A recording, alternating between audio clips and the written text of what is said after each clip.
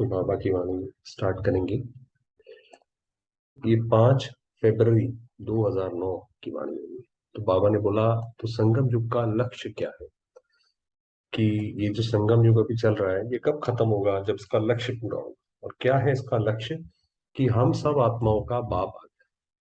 कि आप देखिए, भगवान को ढूंढने के लिए सारे मनुष्य जैसे कि निराश हो चुके हैं। उनको लगता ही नहीं है कि भगवान नाम की कोई चीज है जो हमें इस चीज से निकाले या पार करे। तो अंत में सबको ये पता पड़ जाएगा कि वास्तव में हमारा बाबा है। वो ये नहीं बोलेंगे ब्रह्मा कुमारी इसका बाबा या आपका बाबा, वो बोलेंगे हमारा बाबा।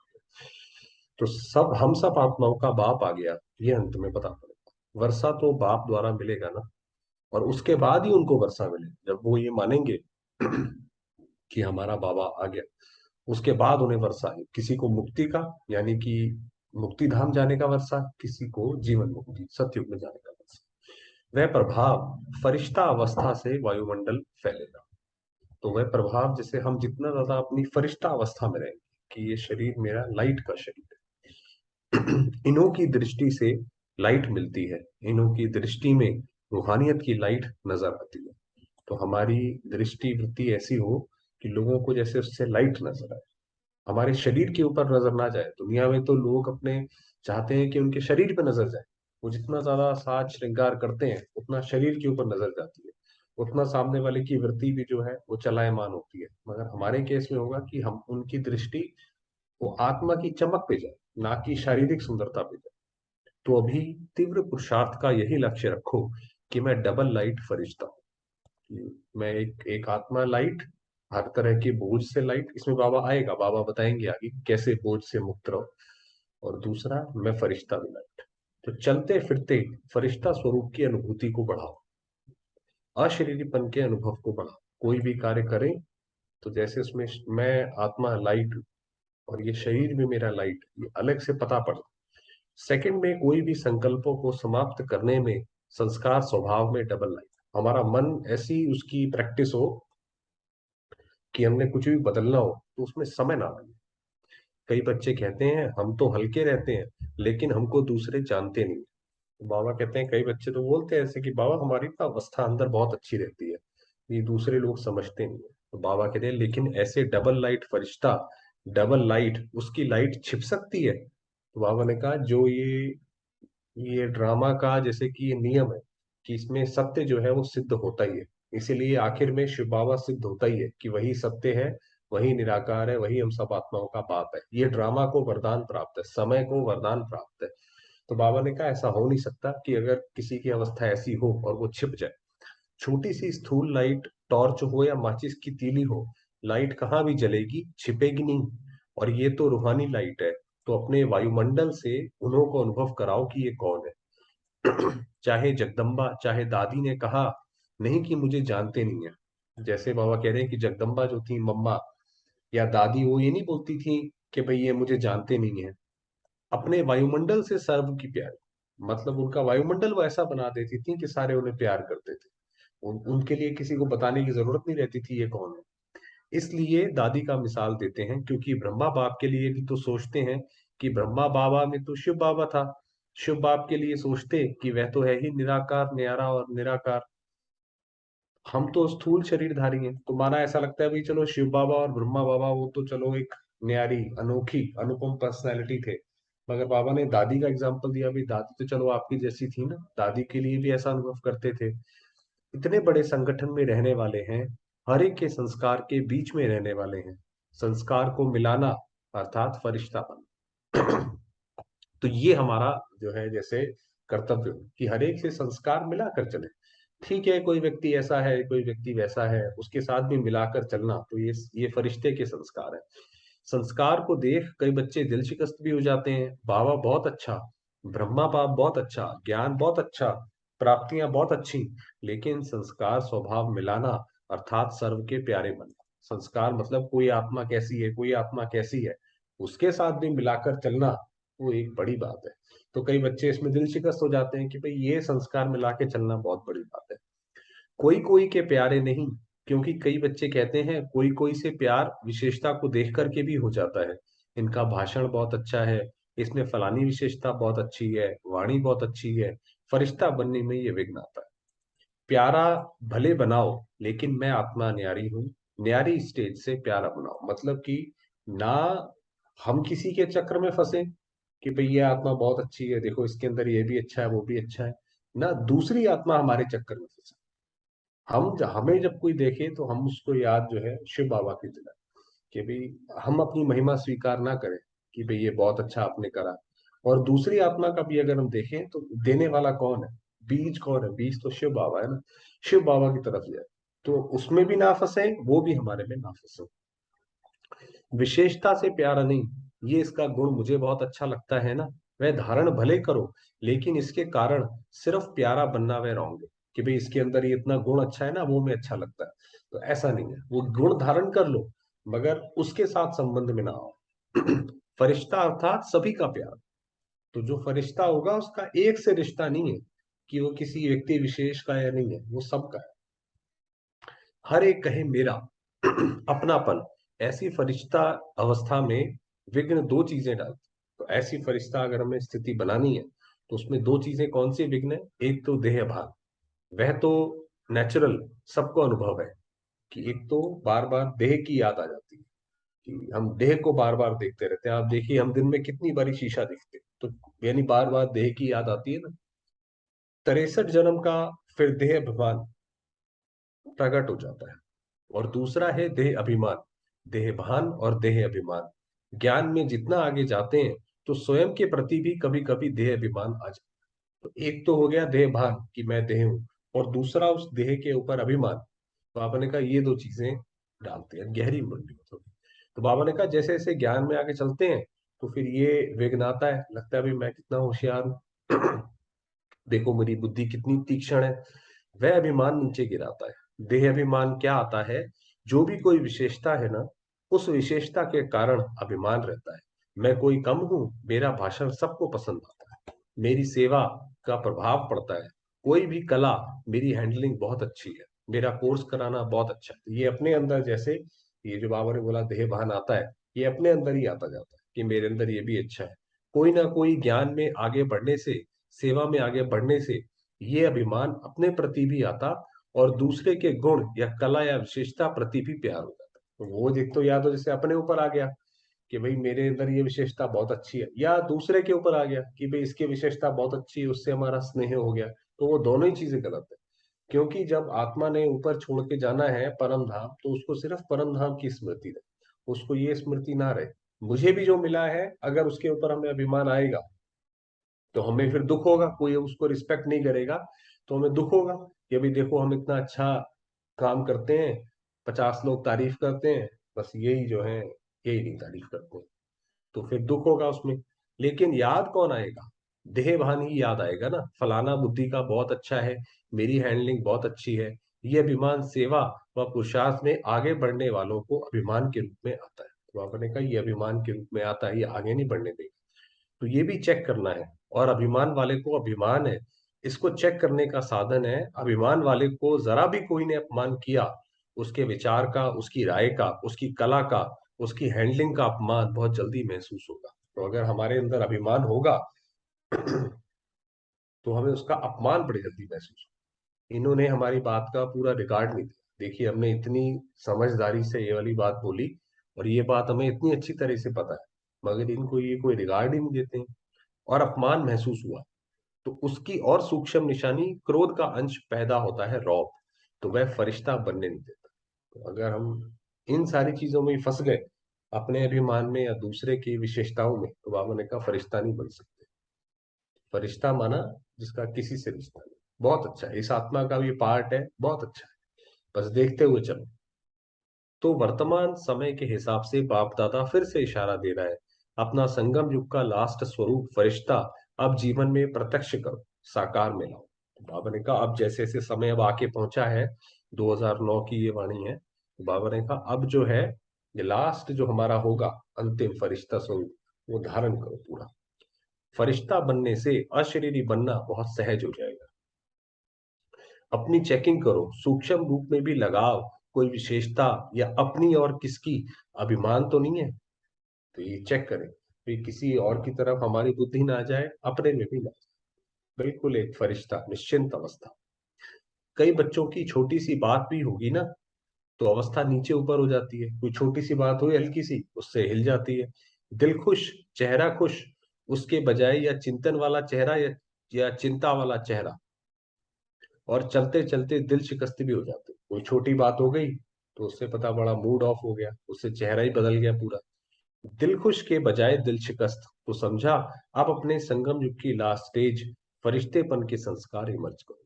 तो कल तक जब हम बात करें, तब तक इसी को प्रैक्टिस करेंगे। फरिश्तापन मेरी लास्ट स्टेज जो है वो कैसी होगी, बिल्कुल हर चीज से न्यारा।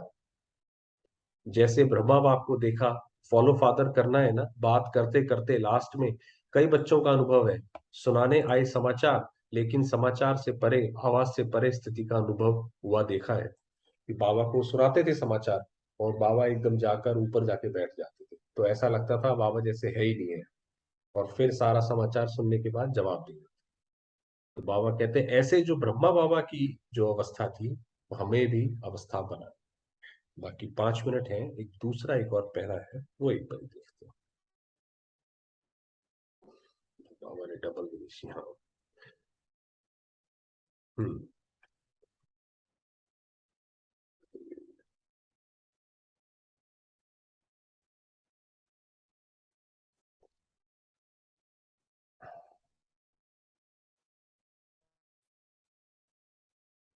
हम्म।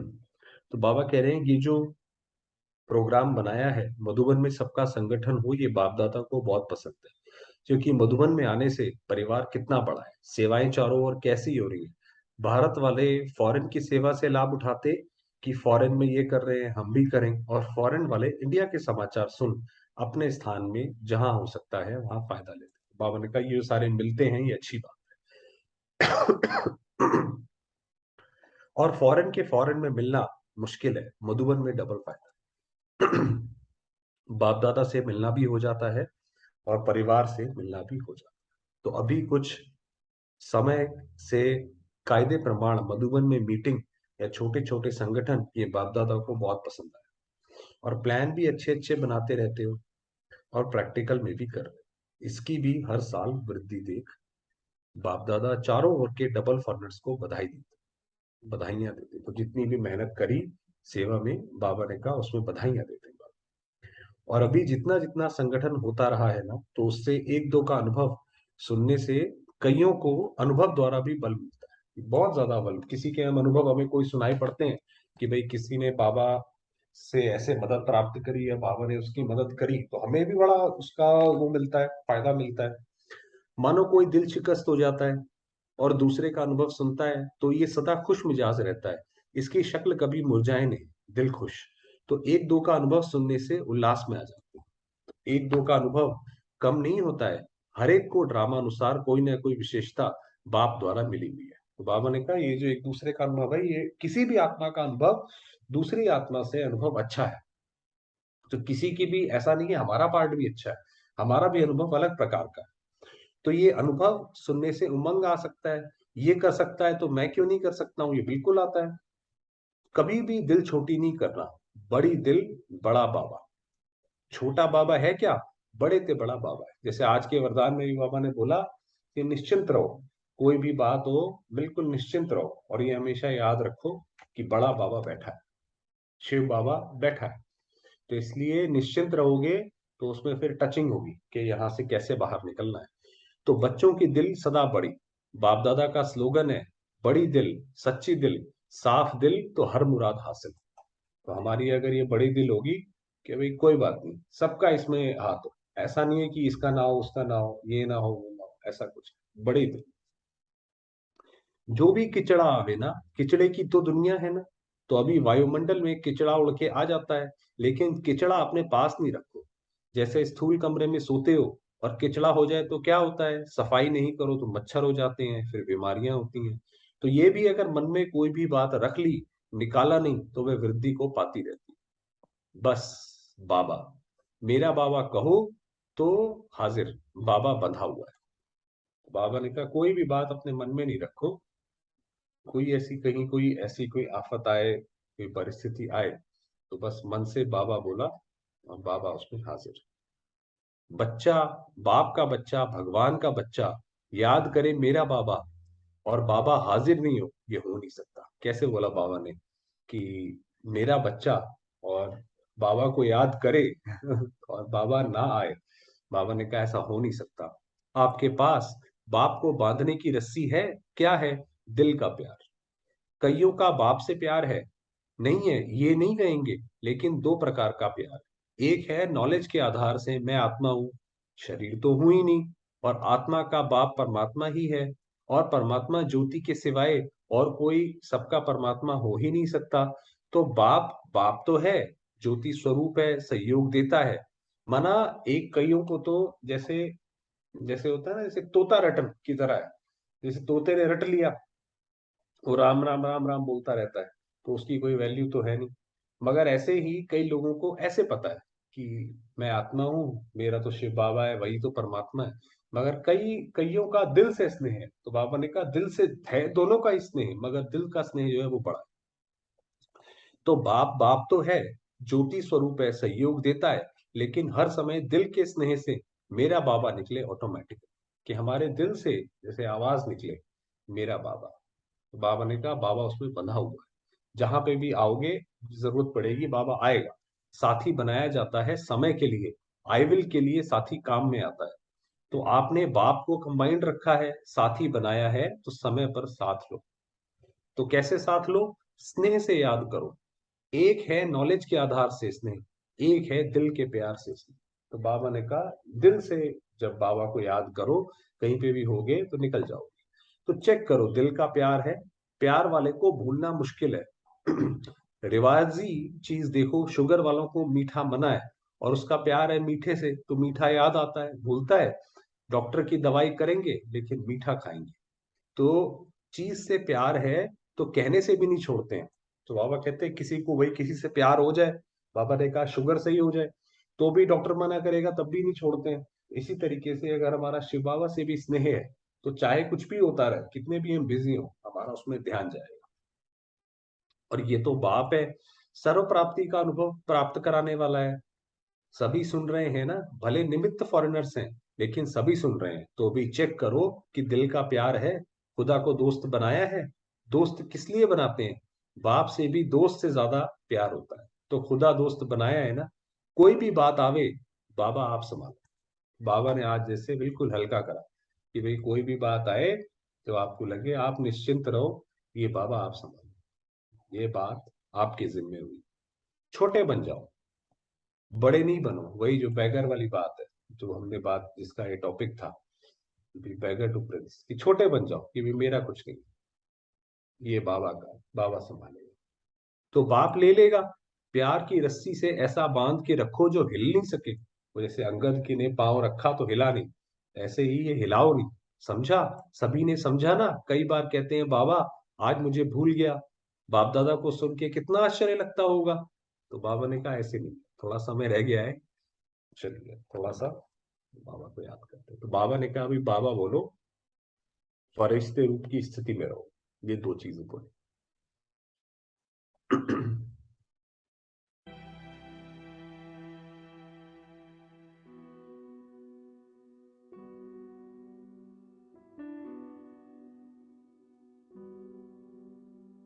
मैं आत्मा ज्योतिर्लिंग,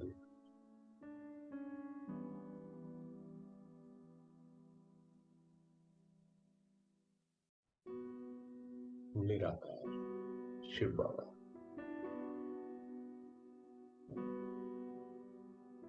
उनकी संतान हूँ।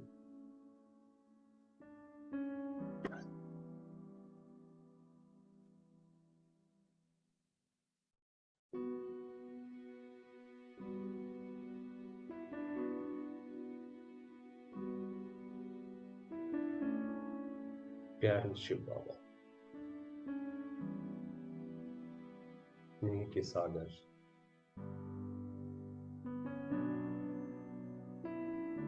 सदैव कल्याणकारी,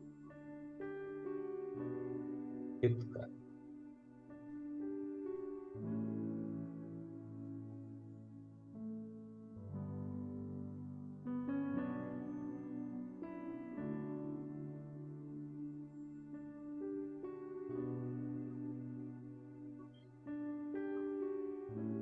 उनकी ढेर सारी किरणें, अनुपम कृपा और स्नेह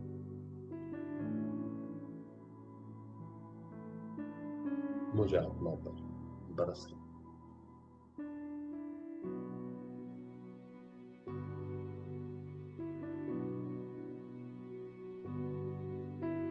अनुभव करेंगे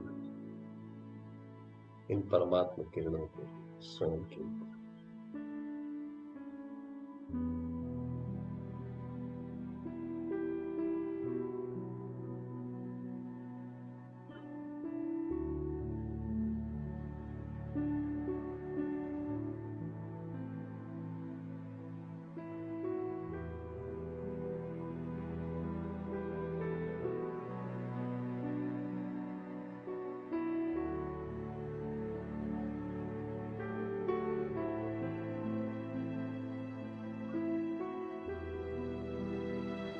मैं आत्मा इन परमात्मा किरणों को स्वयं में समाधि चाहता हूं।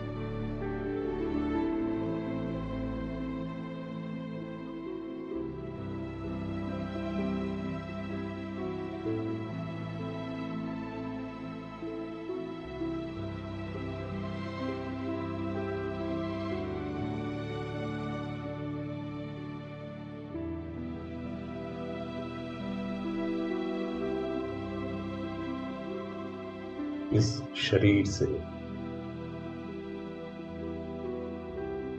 इस सृष्टि से,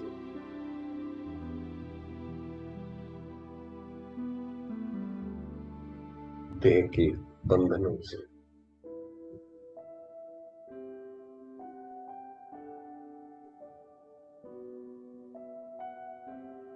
मुक्त होती जाए,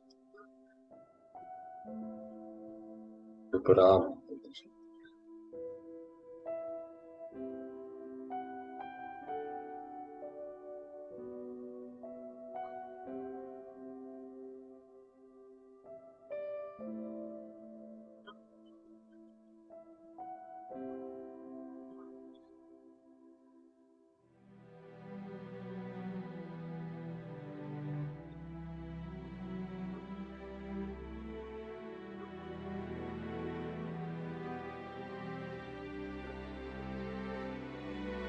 मैं आत्मा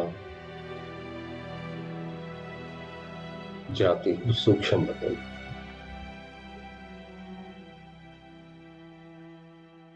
फरिश्तों के संसार।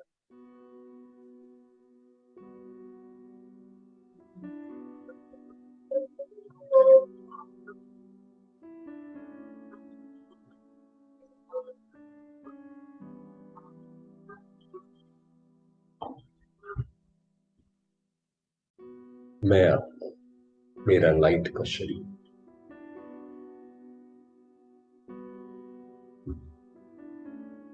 और सामने है ज्योतिर्बिंदु शिव बाबा, बाप दादा।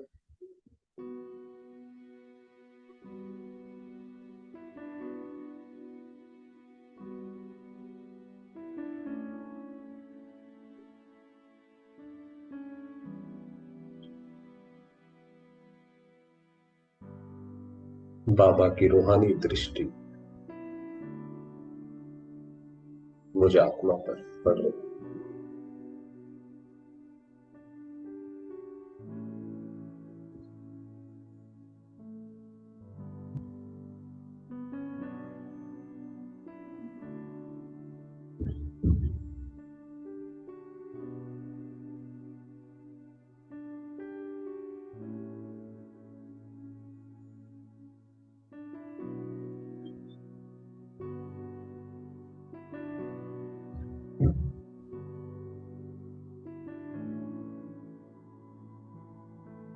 मैं आत्मा ये दृष्टि पाकर संपन्न, संपूर्ण होती जा रही।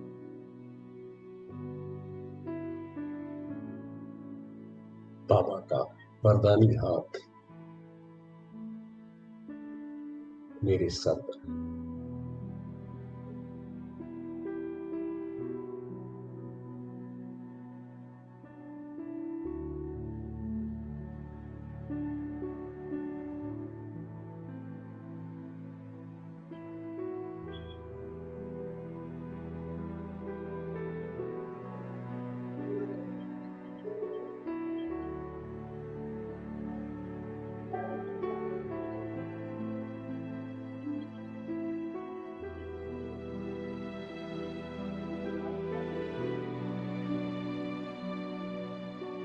मेरे अंग अंग से शांति की किरणें निकल कर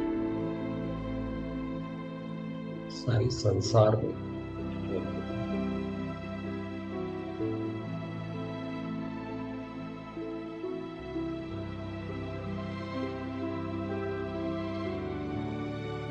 मैं आत्मा शांति का अवतार हूँ।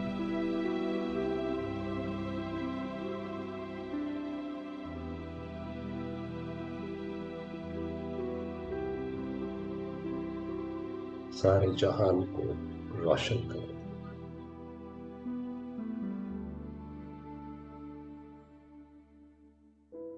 शांत कर रही हूँ।